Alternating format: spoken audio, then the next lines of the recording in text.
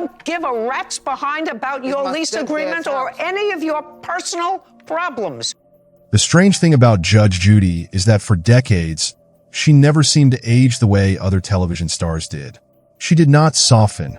She did not fade into nostalgia. She did not retreat into a gentler version of herself. She stayed sharp, impatient, precise, and completely in command. That is why the image unsettles people now. Because Judy Sheindlin is no longer the unstoppable daytime phenomenon frozen in the memory of courthouse sets and finger-pointing verdicts. She is in her 80s now, and the question people keep circling is not whether she is still rich, famous, or respected. She is. The real question is whether a life built on total control, constant work, and emotional distance eventually becomes something lonelier than it looks. If you remember racing home to catch Judge Judy at 4 o'clock, or hearing her voice cut through the room before you even saw the screen, stay with me. Because this is not a story about downfall in the usual tabloid sense. It is something quieter than that, and in some ways more unsettling. And before we go any further, if stories like this still mean something to you, take a moment to like the video, subscribe to Star Kingdom, and tell me where you're watching from. Because once you look past the robe, the glare, and the legend, Judge Judy's life today reveals something far more complicated than a simple victory lap. The first thing that has to be said is this. The title most people click on is already a little off. Judy Sheindlin is not 82 anymore. She was born on October 21st, 1942, which means that by now she is past that number. And that detail matters because it tells you something important about the way the public sees her. People keep reaching for a frozen image of Judge Judy, as if she exists in permanent syndication, immune to time. But she does not. Time has reached her, just as it reaches everyone. The difference is that she spent so many years embodying authority that it feels almost unnatural to imagine her getting older at all. That tension is the heart of the story. For millions of viewers, Judge Judy was not just a television personality. She was a daily ritual. She belonged to a specific era of television when cable was crowded, afternoons had a rhythm, and personalities mattered more than production budgets. Her courtroom was not glamorous. It was not soft. It was not therapeutic. It was a place where foolishness got punished quickly and excuses were swatted away like flies. In a culture increasingly addicted to complexity, she offered bluntness. In a television landscape full of performance, she sold certainty. And certainty is powerful. That is why she became more than a judge and more than a host. She became an emotional experience for viewers, especially older viewers who had grown tired of spin, vagueness, and endless hand-holding. Judge Judy said no. Judge Judy interrupted. Judge Judy rolled her eyes at nonsense. Judge Judy did not care if your feelings were hurt. For many people, that was not cruelty. It was relief. To understand how she lives now, you have to understand what that persona cost to build. Judith Susan Blum was born in Brooklyn and came into the law at a time when women were still expected to ask permission just to enter rooms men took for granted. She studied at American University, attended law school, and later completed her degree at New York Law School. She worked as a prosecutor in family court, handling juvenile crime, domestic violence, and child abuse cases. That is not background color. That is the furnace where the television personality was formed. Before the audience knew her as a star, she was already learning how to speak in a world where softness could be mistaken for weakness. She was learning how to cut through stories designed to confuse, manipulate, or delay. She was learning how to make a decision fast and stand by it. Those qualities later made her rich and famous, but long before they made her beloved, they made her formidable. When New York Mayor Ed Koch appointed her to the bench in the early 1980s, she was already known for being direct, hard-driving, and deeply unimpressed by pretense. That reputation eventually brought media attention. A profile in the early 1990s and then a now famous television appearance introduced a much wider public to the no-nonsense family court judge from New York. After that, the transformation was almost inevitable. Judge Judy premiered in 1996, and daytime television was never quite the same again. What followed was one of the great television success stories of modern American media. For 25 seasons, she ruled an entire corner of the culture. Her show outlasted trends, outdrew competitors, and turned her into one of the most recognizable women in the country. She was not young, glamorous, or carefully polished in the usual celebrity sense. She was commanding. That was enough. More than enough, actually. It made her a fortune. And yet, strange as it sounds, that level of success can create its own kind of sadness. Because once the world decides exactly who you are, it becomes very difficult to be anything else. Judge Judy, the television icon, is so overpowering that Judy Shineland, the person, almost disappears beneath her. That is true even now. Ask many people how she lives today, and what comes to mind is not a woman, not a marriage, not an old age, not family rhythms or private habits, but a character in a black robe delivering instant justice. The persona consumed the person so thoroughly that even her aging gets filtered through entertainment. People do not ask whether she is peaceful. They ask whether she is still sharp. They do not ask whether she is content. They ask whether she is still working. And the answer is yes, she is. That may be the first surprise in the story. Judge Judy did not simply ride off into retirement after the original series ended. She kept going. After Judge Judy finished its long run, she returned with Judy Justice, building a new version of her courtroom world for streaming television. Then came Justice on Trial, another legal project that allowed her to re-enter the public conversation not as a relic, but as an active voice. At an age when many television legends have long since disappeared into occasional interviews and lifetime achievement tributes, Judy Shineland is still producing herself into relevance. That is admirable. It is also revealing, because for all the wealth, all the homes, all the professional control, there remains the question of why she still needs the bench at all. Maybe the answer is simple. She loves the work. Maybe it keeps her intellectually alive. Maybe authority, once it becomes your native language, is not something you willingly stop speaking. But for the viewer looking in from the outside, there is another, more melancholy possibility. What if the show was never just the show?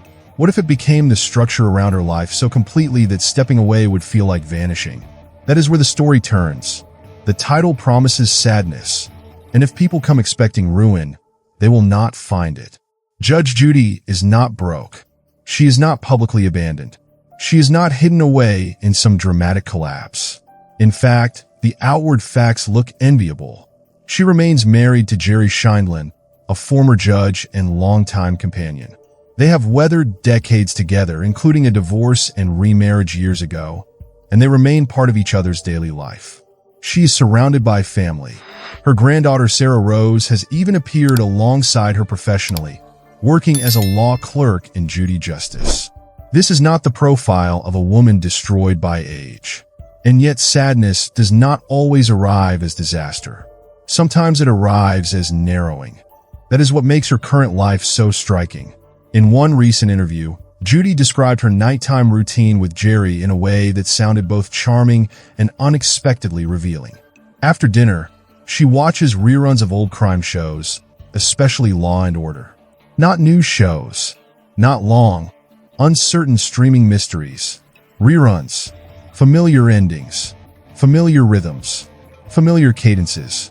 She even joked about not wanting to get invested in a new series and not make it to the end.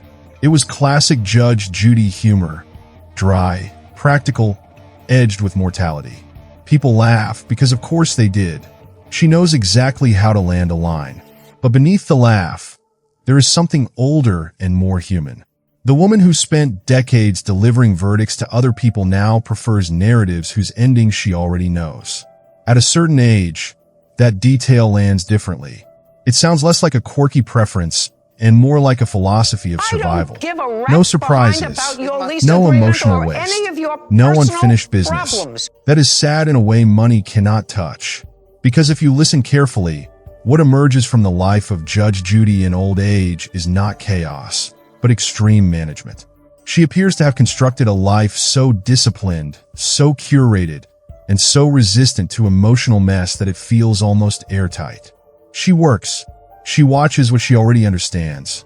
She stays inside systems she can read. She remains authoritative. She remains prepared. She remains Judge Judy. And the question becomes, where does vulnerability go in a life like that? This is where nostalgia makes the story more powerful. Many viewers remember the old days of daytime television, not just because of the cases, but because of the feeling. Turn on Judge Judy, and there she was, small, fierce, indestructible. She was older than many stars even when she became famous, which somehow made her more convincing. She did not need youth to command a screen. She made age itself feel like a weapon. Now the audience is older too. That changes the emotional contract.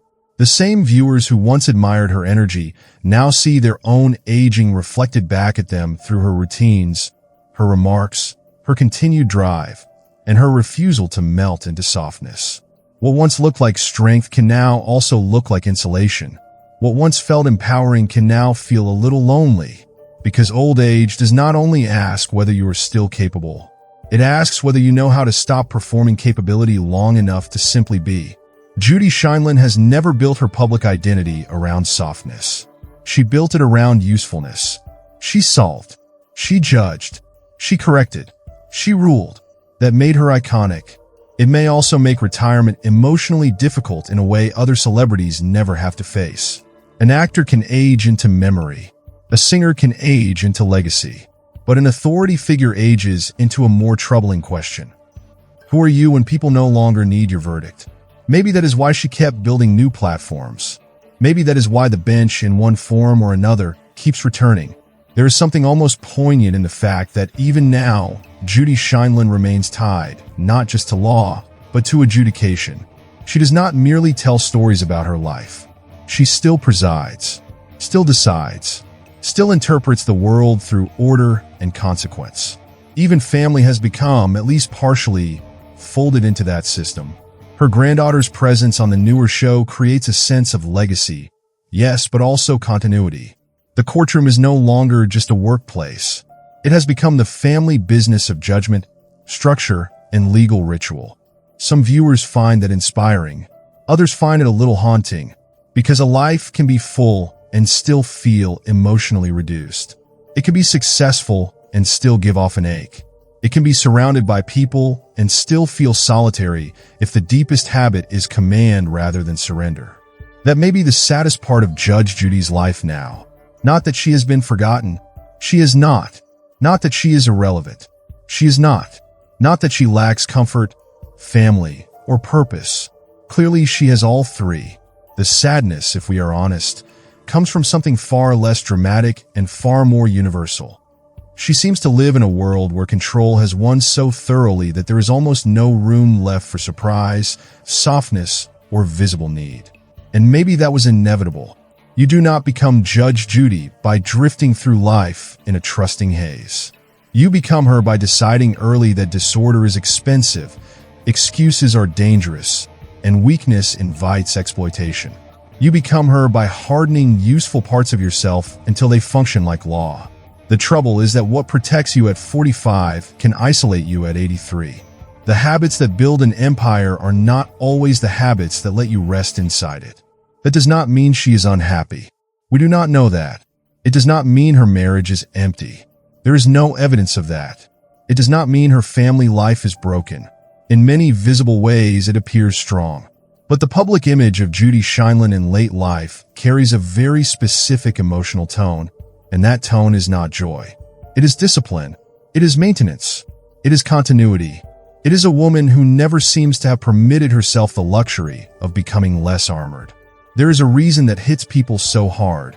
Judge Judy spent decades representing certainty in a culture drowning in confusion.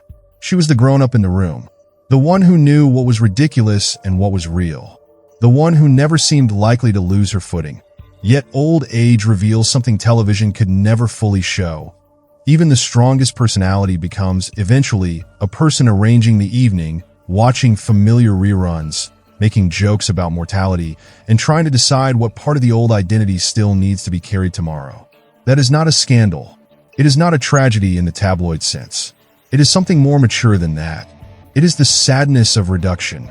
The sadness of realizing that even a titan ends up living inside routines. The sadness of understanding that power can preserve you, but it cannot keep time from turning every empire into a private household. And yet there is dignity in that too, Because if Judy Scheinlin's life now feels sad to some viewers, it may be because they are seeing, perhaps for the first time, not the legend but the cost of becoming one. They are seeing what it looks like when a person spends half a century building a self so effective that it becomes difficult to set down. They are seeing a woman who conquered television not by pretending to be lovable, but by insisting on being respected. That choice gave her one of the most remarkable late career ascents in entertainment history. It may also have made ordinary aging a lonelier country than it is for softer people. In the end, Judge Judy is not a cautionary tale about money, fame, or disgrace. She is something more interesting. She is a portrait of what happens when authority becomes identity and identity becomes habit. She is still standing, still speaking, still working, still married, still followed, still unmistakably herself. And somehow that is exactly what makes her life now feel a little sad. Not because she lost everything, but because she never really allowed herself to become anything less than the judge. For the audience that grew older with her, that realization lands with unusual force. We spend so much of life trying to become strong enough, respected enough, secure enough, indispensable enough. Then one day we look around and discover that strength has become our only language, usefulness our only role, predictability our only comfort. That is not failure, but it is a kind of quiet sorrow. So when people say, Judge Judy is now 82, how she lives is just sad, the real truth is more complicated. She is older than that now. She is still active, still brilliant in her way, still commanding. The sadness is not in collapse. The sadness is in the narrowness of a life so expertly controlled that even old age seems to have been turned into another courtroom. One more place where Judy Scheinlin intends to remain the smartest person in the room. And maybe that is why she still fascinates us. Because beneath the robe and beneath the legend, her story reveals something many people do not want to admit about success. Sometimes the life that looks strongest from the outside is also the one least able to loosen its grip. If Judge Judy was part of your afternoons for years, I'd love to know what you remember most. The one-liners, the stare, the common sense, or the sheer force of personality. And when you look at her life now, do you see sadness, strength, or a little of both? If this story stayed with you, please like the video, subscribe to Star Kingdom, and join me again for another look at the complicated lives behind the faces we thought we knew.